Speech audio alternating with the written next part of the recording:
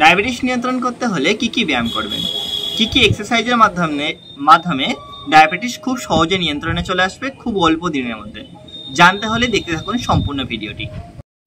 বর্তমান সময়ে কয়েক কোটি মানুষ ডায়াবেটিস আক্রান্ত, তার থেকেও বেশি মানুষ প্রি ডায়াবেটিস আক্রান্ত। তার মানে এখনই সাবধান না হলে কয়েক বছরের মধ্যেই, কিছু দিনের মধ্যে আপনিও কিন্তু ডায়াবেটিসে আক্রান্ত হয়ে যাবেন।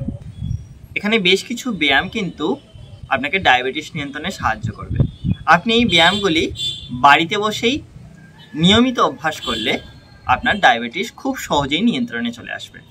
এই ব্যায়ামগুলো নিয়মিত অভ্যাস করলে একদিকে যেমন তাৎক্ষণিকভাবে আপনার ব্লাড সুগার কমবে, ঠিক অন্যদিকে তেমন ডায়াবেটিস কমে ডায়াবেটিস নিয়ন্ত্রণে চলে আসবে। এখন আমরা ডায়াবেটিস নিয়ন্ত্রণের সেরা 6টি ব্যায়াম নিয়ে আলোচনা করব, সেই সম্পর্কে জানবো। চলুন দেখে নেওয়া যাক সেই সেরা 6টি ব্যায়াম কি কি। ডায়াবেটিস নিয়ন্ত্রণের জন্য প্রথম যে আসনটি করব সেটি হচ্ছে যোগমুদ্রা। যোগমুদ্রা করতে গেলে প্রথমে কিভাবে বসতে হবে জেনে নিন। প্রথমে আমরা দণ্ডাসনে বসবো, দুটো হাত শরীরের পাশে। তারপর এখান থেকে আস্তে আস্তে আমরা পদ্মাসনে আসবো। বাঁ হাত দিয়ে ডান পায়ের বৃদ্ধাঙ্গুলি ধরে অন্য পায়ের উপর তুলবো এবং ডান হাত দিয়ে বাঁ পায়ের বৃদ্ধাঙ্গুলি ধরে অন্য পায়ের উপর রাখবো। এরপর আস্তে আস্তে বাঁ হাতের উপর ডান হাত ছেলেদের ক্ষেত্রে হয় এবং মেয়েদের ক্ষেত্রে ডান হাতের উপর বাঁ হাত হয়। তো এই অবস্থায় হাতটা নাভির ঠিক নিচে রাখবো, নিচের অংশে রেখে আস্তে আস্তে কপাল এবং নাক মাটিতে ঠেকানোর চেষ্টা করব। এইভাবে আস্তে আস্তে মাটিতে ঠেকানোর চেষ্টা করব। এই অবস্থায় আমরা 20 সেকেন্ড হোল্ড করব। 1 2 3 4 5 6 7 8 9 10। এই অবস্থায় আমরা মিনিমাম 20 সেকেন্ড হোল্ড করব। স্টে করার পর আস্তে আস্তে আমরা উঠে যেমনভাবে ব্যায়াম শুরু করেছিলাম যোগমুদ্রা, ঠিক তেমনভাবে আবার রিল্যাক্স করব। একটা একটা হাত দিয়ে একটা একটা পা সামনের দিকে প্রসারিত করে দেবো, অর্থাৎ মিলে দেবো। মিলে আবার রিল্যাক্সেশনে আসবো। এরপর আমরা সেকেন্ড যে আসনটি করব সেটি হচ্ছে বর্জাসন। বর্জাসন করতে গেলে আগে আমাদের দণ্ডাসনে আসতে হবে। এরপর আস্তে আস্তে একটা একটা হাত দিয়ে ডান হাত দিয়ে ডান পায়ের বৃদ্ধাঙ্গুলি ধরে পাটা পিছনে রাখবো এবং বাঁ হাত দিয়ে বাঁ পায়ের বৃদ্ধাঙ্গুলি ধরে পা পিছনে করব। এরপর আস্তে আস্তে হাঁটুটা জড়ো করে রাখবো। আস্তে আস্তে হাঁটুর উপর হাতটা রাখবো, রেখে মেরুদণ্ড সোজা করে চোখ বন্ধ করে বসবো।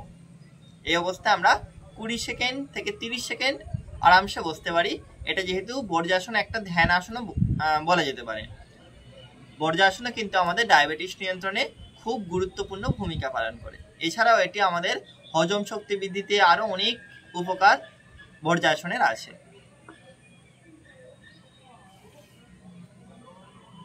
কিছুক্ষণ এইভাবে স্টে করার পর মিনিমাম 20 সেকেন্ড স্টে করার পর আস্তে আস্তে আবার একটা একটা হাত দিয়ে একটা একটা পা সামনের দিকে প্রসারিত করব। এরপর সেম উল্টো হাত দিয়ে উল্টো পা সামনের দিকে মিলে দিয়ে আবার রিল্যাক্সে বসবো। এটা হলো আমাদের সেকেন্ড আসন, বর্জাসন। এরপর আমরা থার্ড অর্থাৎ তৃতীয় আসন যেটি করব সেটি হচ্ছে জানুশিরাসন। জানুশিরাসন করতে গেলে আগে সোজাভাবে বসে একটা হাত দিয়ে একটা পা ধরে পাটা এইভাবে সামনে লক করব। এভাবে পুরো পাটা একদম কোলের কাছে এনে আস্তে আস্তে অন্য হাত দিয়ে হাতটা তুলে সামনের পায়ের আঙুল ধরবো এবং কপালটা হাঁটুতে ঠেকানোর চেষ্টা করব। আর হাতের কোনোই সোজা থাকবে। এই অবস্থায় আমরা থাকব।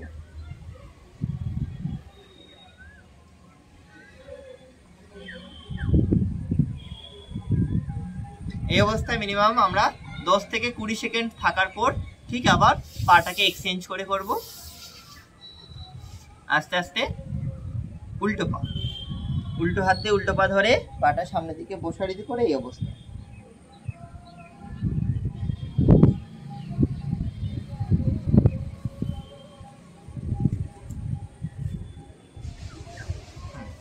দুটো পাই 20-40 সেকেন্ড করে আমরা দিনে 4 বার করে প্র্যাকটিস করব।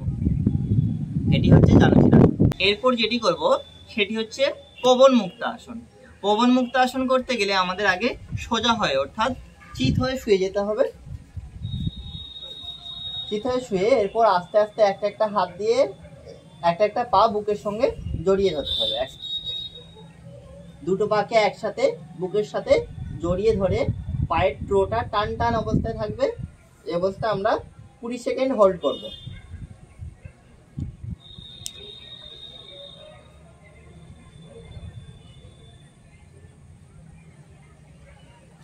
কুড়ি সেকেন্ড হোল্ড করবার পর আস্তে আস্তে আমরা পা দুটোকে ছাড়ব, ছেড়ে আবার আস্তে আস্তে আমরা উঠব। তাহলে এটি হলো আমাদের পবন মুক্তাসন 4 নম্বর ব্যায়াম। এরপর আমরা 5 নম্বর ব্যায়াম দেখে নেব ভুজঙ্গাসন। ভুজঙ্গাসন করতে গেলে কিভাবে করতে হবে? প্রথমে আমাদের উপর হয়ে শুতে হবে। আস্তে আস্তে আমরা উপর হয়ে শুয়ে যাব। শোয়ার পর আস্তে আস্তে হাত দুটো সামনের দিকে করে বুকের কাছে রাখবো। দুটো হাতকে সমানভাবে বুকের কাছে রেখে বডিটাকে কিছুটা তুলবো। মুখ সামনে থাকবে, পায়ের হাঁটু জোড়া থাকবে। এই অবস্থায় আমরা 20 সেকেন্ড হোল্ড করব।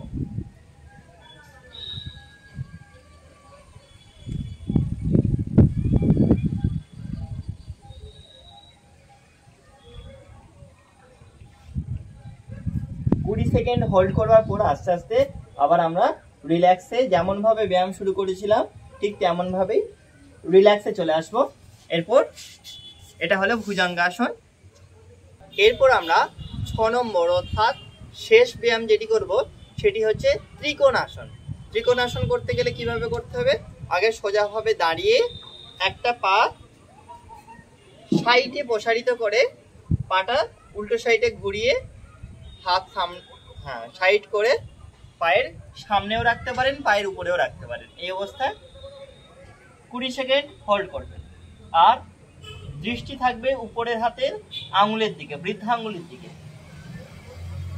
পায়ের হাঁটু সোজা রাখার চেষ্টা করবেন এবং চিনটা অর্থাৎ দাড়িটা যেন হাতের এই জায়গায় লেগে থাকে সেদিকটা খেয়াল রাখতে হবে। ঠিক সেম একইভাবে উল্টো দিকেও তাই করব।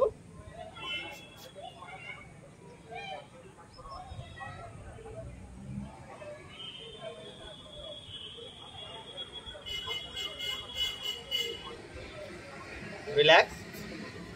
এদিকে 20 সেকেন্ড এবং অপোজিটেও 20 সেকেন্ড, এইভাবে দুদিকেই 20-20 40 সেকেন্ড প্র্যাকটিস করবেন। এইভাবে আপনারা প্রতিদিন এই যে ছোটি আসন দিলাম এই ছোটি আসন প্রতিদিন নিয়মিত প্র্যাকটিস করলে আপনার ব্লাড সুগার ও ডায়াবেটিস অবশ্যই নিয়ন্ত্রণে আসবে।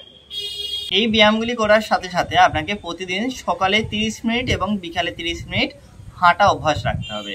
প্রতিদিন কিন্তু হাঁটা অভ্যাস রাখলে হাঁটাটাও কিন্তু এক ধরনের অ্যারোবিক এক্সারসাইজ, অ্যারোবিক ব্যায়াম বলা যেতে পারে।